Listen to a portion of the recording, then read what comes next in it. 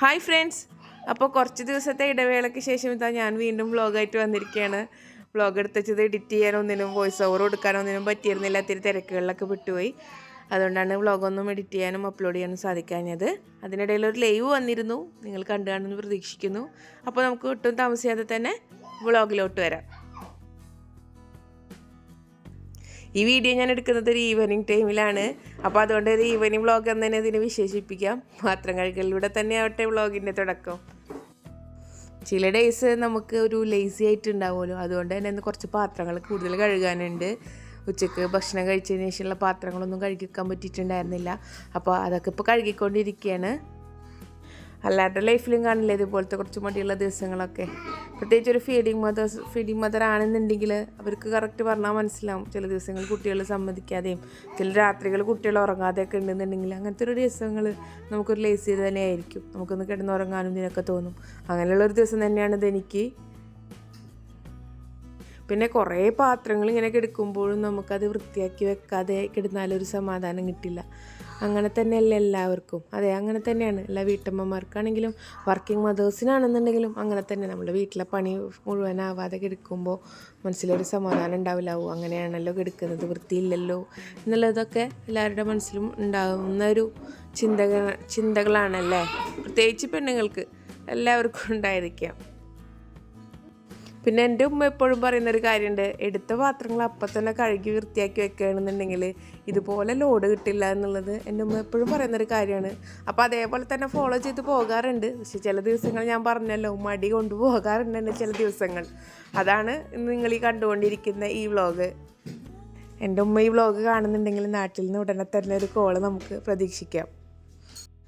ഇനി ക്ലീനിങ്ങും പരിപാടികളൊക്കെ കഴിഞ്ഞ് കഴിഞ്ഞാലാണ് നമുക്ക് രാത്രിക്കലത്തുള്ള ഫുഡ് റെഡിയാക്കണം.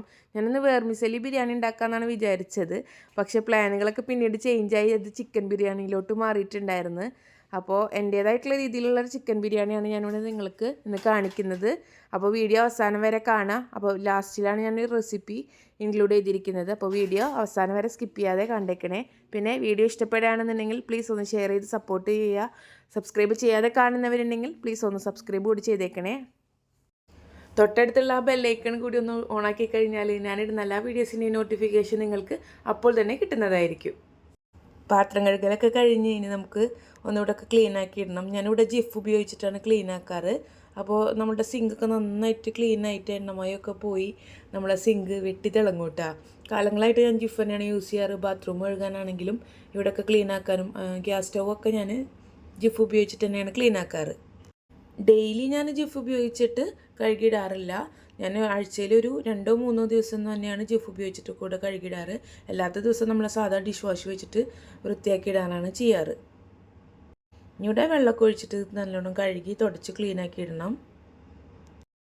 ആഴ്ചയിൽ ഇതുപോലെ ഒരു 2-3 ദിവസം നമ്മൾ ജിഫൊക്കെ ഉപയോഗിച്ചിട്ട് ഡീപ്പ് ക്ലീൻ ചെയ്യുന്ന സമയത്ത് മീനൊക്കെ കഴുകുന്ന സ്ഥലമല്ലേ, അപ്പോൾ അവിടെ നല്ല ബാഡ് സ്മെല്ലൊക്കെ ഉണ്ടെന്നുണ്ടെങ്കിൽ അതൊക്കെ ഒന്ന് പോയി കിട്ടാനൊക്കെ നല്ലതാണ്.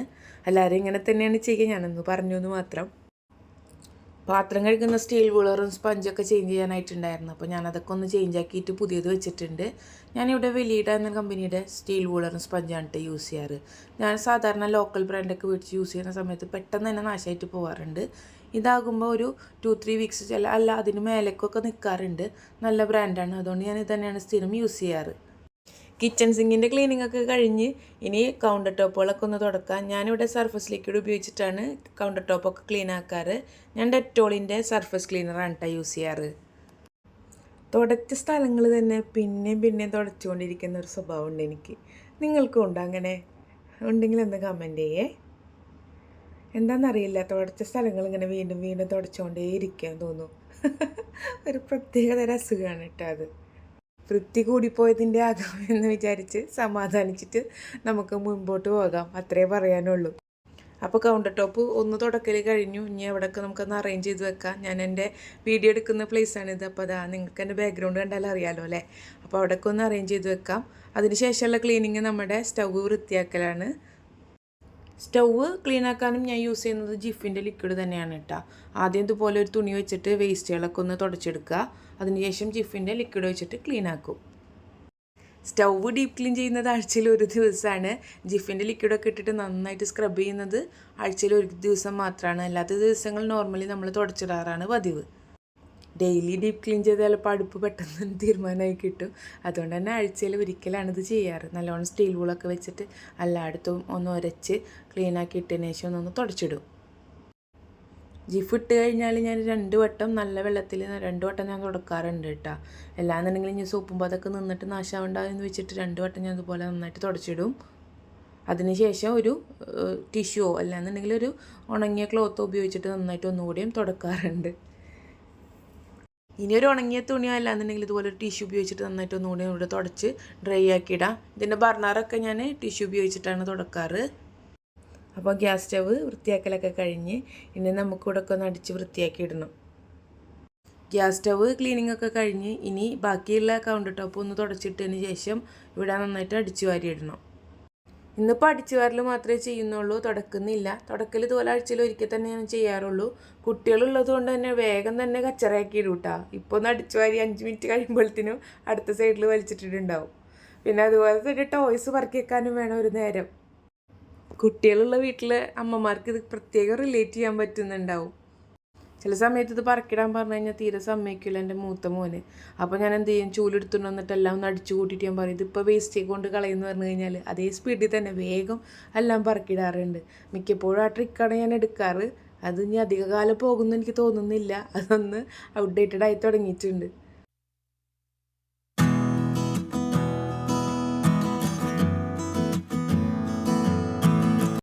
അപ്പോൾ കിച്ചൺ ക്ലീനിങ് കഴിഞ്ഞു. ഇനി നമുക്ക് റൂം ക്ലീൻ ആക്കി ഇടണം.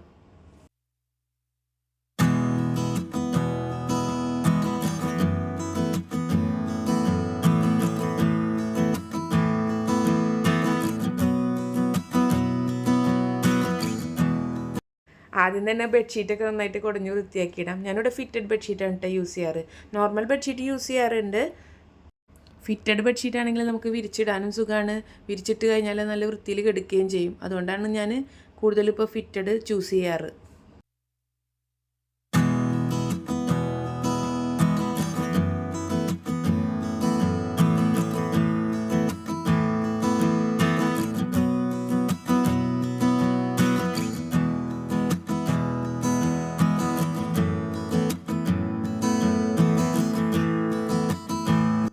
പിന്നെ ബെഡ്ഷീറ്റ് കുടഞ്ഞിട്ട് എനിക്ക് ഹെൽപ്പർ കൂടി ഉണ്ട്. എൻ്റെ ചെറിയ മോൻ എന്നെ ഇവിടെ ഹെൽപ്പ് ചെയ്യുന്നുണ്ട്.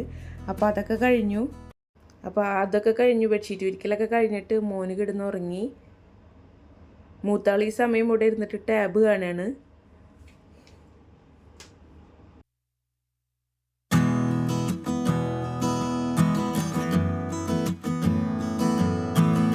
റൂം അടിച്ചു വരുന്നതിന് മുന്നേ തന്നെ ടോയ്സൊക്കെ പറക്കി വെക്കാനുണ്ട്. അപ്പോൾ ടോയ്സൊക്കെ പറക്കി വെച്ചു. ഇനി റൂം അടിച്ചു വാരിയിടാം. ഞങ്ങൾ താമസിക്കുന്നത് സ്റ്റുഡിയോ അപ്പാർട്ട്മെൻറ്റിലാണ്. അതുകൊണ്ട് അധികം സ്ഥലമൊന്നും നമുക്ക് അടിച്ചു വാരേണ്ട ആവശ്യമില്ല. ഹോളും കിച്ചണും മാത്രമാണ് നമുക്ക് ക്ലീൻ ആക്കാനുള്ളൂ.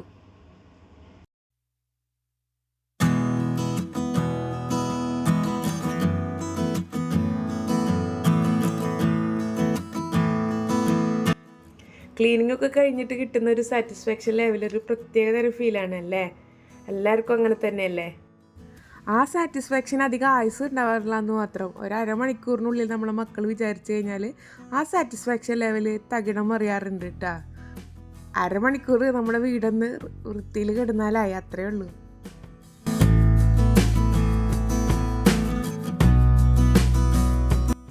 ഡൈനിങ് ടേബിളിലത്തെ കസേരയൊക്കെ എടുത്ത് ടേബിളിൻ്റെ മേലെ കയറ്റി വെച്ചു. ചെറിയ മോന് മേശമ്മ പിടിച്ച് കയറലാണ് ഇപ്പോൾ പണി. അതുകൊണ്ട് തന്നെ അവൻ വീഴാൻ ചാൻസ് ഉള്ളതുകൊണ്ട് അതൊക്കെ മേലെ കയറ്റി വെച്ചേക്കാണ്. റൂം ക്ലീനിങ് ഒക്കെ കഴിഞ്ഞു. ഇനി നമുക്ക് റൂമിലൊന്ന് ബുഹൂർ പുകയിപ്പിക്കാം. റൂമിൽ നമുക്ക് സുഗന്ധം വരുത്താം.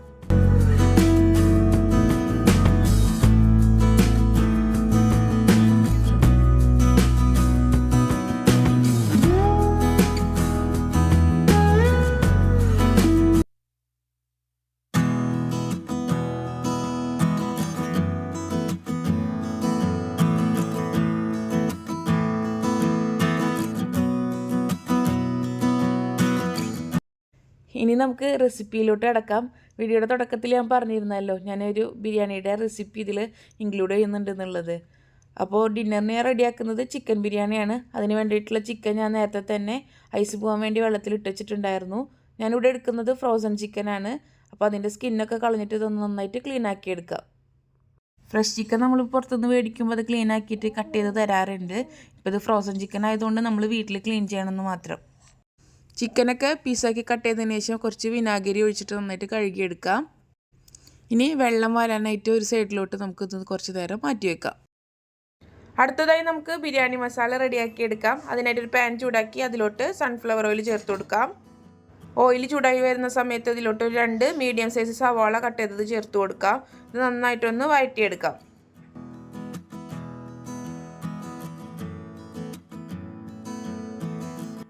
സവാള വഴറ്റുന്ന സമയത്ത് ഇതിലോട്ട് ഒരു ഇത്തിരി കറിവേപ്പില ചേർത്ത് കൊടുക്കാം.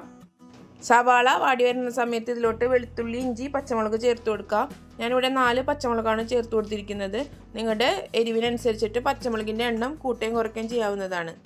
ഞാനിതിലോട്ട് പിന്നീട് കുരുമുളക് പൊടി ചേർത്ത് കൊടുക്കുന്നത് കൊണ്ട് തന്നെ 4 പച്ചമുളകാണ് ചേർത്ത് കൊടുത്തിരിക്കുന്നത്. വെളുത്തുള്ളി ഇഞ്ചിയുടെ ഒക്കെ പച്ചമണം മാറി വരുന്ന സമയത്ത് ഇതിലോട്ട് ഒരു മീഡിയം സൈസ് തക്കാളി ചേർത്ത് കൊടുക്കാം. പുളിയുള്ള തക്കാളി ആയതുകൊണ്ട് തന്നെ ഒരു തക്കാളിയാണ് ഞാൻ ചേർത്ത് കൊടുക്കുന്നത്. പിന്നീട് ഇതിലോട്ട് തൈര് ആഡ് ചെയ്ത് കൊടുക്കുന്നുണ്ട്. ഈ തക്കാളി പെട്ടെന്ന് കുക്ക് ചെയ്ത് കിട്ടാനായിട്ട് ഞാനിതൊന്ന് മൂടി വെച്ചിട്ട് കുക്ക് ചെയ്തെടുക്കുന്നുണ്ട്.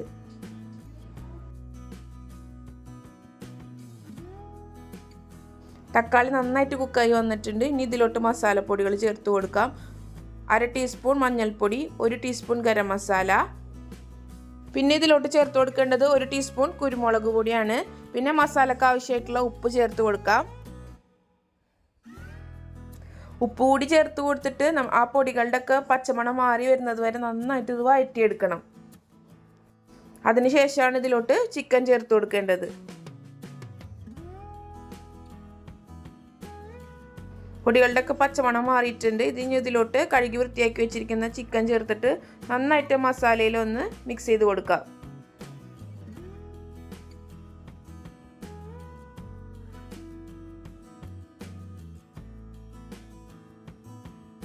ഇപ്പോൾ ചിക്കനിൽ നല്ലോണം മസാല ഒക്കെ ഞാൻ മിക്സാക്കി എടുത്തിട്ടുണ്ട്. ഇനി ഇതിലോട്ട് കുറച്ച് മല്ലിയിലയും പുതിനയിലയും ചേർത്ത് കൊടുക്കാം.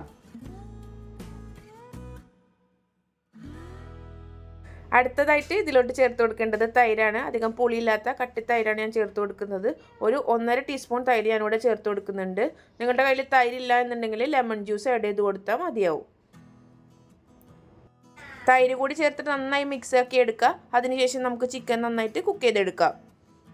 നന്നായിട്ട് മിക്സ് ആക്കി എടുത്ത ശേഷം ചിക്കൻ ലോ ഫ്ലെയിമിൽ വെച്ചിട്ട് മൂടി വെച്ചിട്ട് കുക്ക് ചെയ്തെടുക്കാം. ചിക്കൻ വേവിക്കാനായി വെച്ച സമയത്ത് ഇതിലോട്ട് വേണ്ട അരി ഞാൻ കുതിർക്കാനായിട്ട് വെക്കുന്നുണ്ട്. ഇതുപോലത്തെ 250 ml കപ്പിൽ 4 കപ്പ് അരിയാണ് ഞാൻ എടുത്തിരിക്കുന്നത്. ഞാൻ നാളെ ഓഫീസിലേക്ക് കൊടുത്തുവിടാനുള്ള റൈസ് കൂടിയിട്ടാണ് കേട്ടോ റെഡിയാക്കുന്നത്. 20 മിനിറ്റ് ഞാനിതൊന്ന് കുതിർത്തെടുക്കുന്നുണ്ട്. നിങ്ങൾക്ക് സമയം ഉണ്ടെന്നുണ്ടെങ്കിൽ 1 മണിക്കൂറൊക്കെ കുതിർത്താനായിട്ട് മാറ്റി വെക്കാം. ഒരു 15 മിനിറ്റിന് ശേഷം ഞാൻ ചിക്കൻ തുറന്നു നോക്കിയിട്ടുണ്ടായിരുന്നു, ഒന്ന് ഇളക്കി കൊടുത്തിട്ടുണ്ടായിരുന്നു. ഈ സമയത്ത് ഞാൻ ഇതിലോട്ടൊരു 1/2 ടീസ്പൂൺ കുരുമുളക് പൊടി കൂടി ചേർത്ത് കൊടുത്തിട്ടുണ്ട്. ഇതൊന്ന് ചേർത്ത് കൊടുത്തിട്ട് ഒന്ന് ഇളക്കി യോജിപ്പിച്ചതിന് ശേഷം നന്നായിട്ട് ഒന്നുകൂടി വേവിച്ചെടുക്കാം.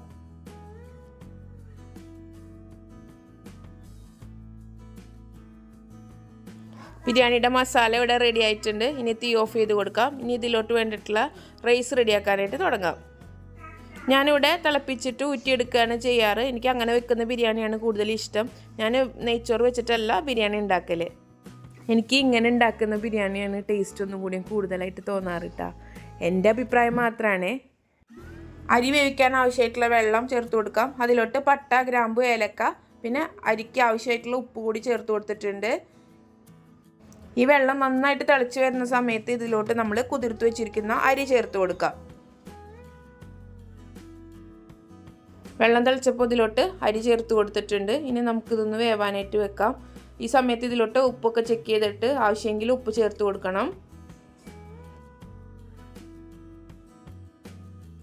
അരി വേവിക്കുന്ന സമയത്ത് വേറെ പണിക്കൊന്നും നിൽക്കാതിരിക്കുന്നതായിരിക്കും നല്ലത്. കാരണം നമ്മളുടെ അരി പെട്ടെന്ന് തന്നെ വെന്ത് കുഴഞ്ഞു പോകും.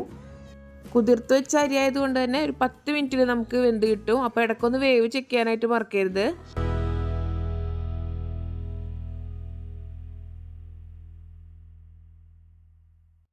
അരി വെന്ത് വരുന്ന സമയത്ത് വെള്ളം കുറവ് തോന്നുകയാണെന്നുണ്ടെങ്കിൽ നല്ല ചൂടുള്ള വെള്ളം ചേർത്ത് കൊടുത്താൽ മതിയാവും. നല്ല തിളച്ച വെള്ളം തന്നെ ഒഴിച്ചു കൊടുക്കണം, പച്ചവെള്ളം ഒഴിച്ചു കൊടുക്കരുത്.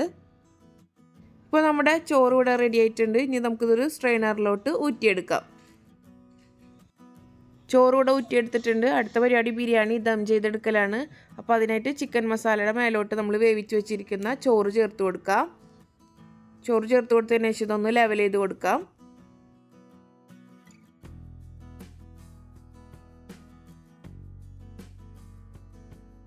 ചോറ് ലെവൽ ചെയ്തതിന് ശേഷം ഇതിന് മേലോട്ട് ഒരു ഇത്തിരി ഗരം മസാല ചേർത്ത് കൊടുക്കാം.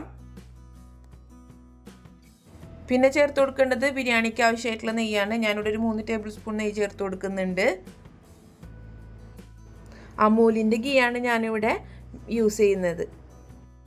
നെയ്യ് കൂടി ചേർത്ത് കൊടുത്തിട്ട് ഇത് നമുക്കൊന്ന് ദം ചെയ്തെടുക്കാം.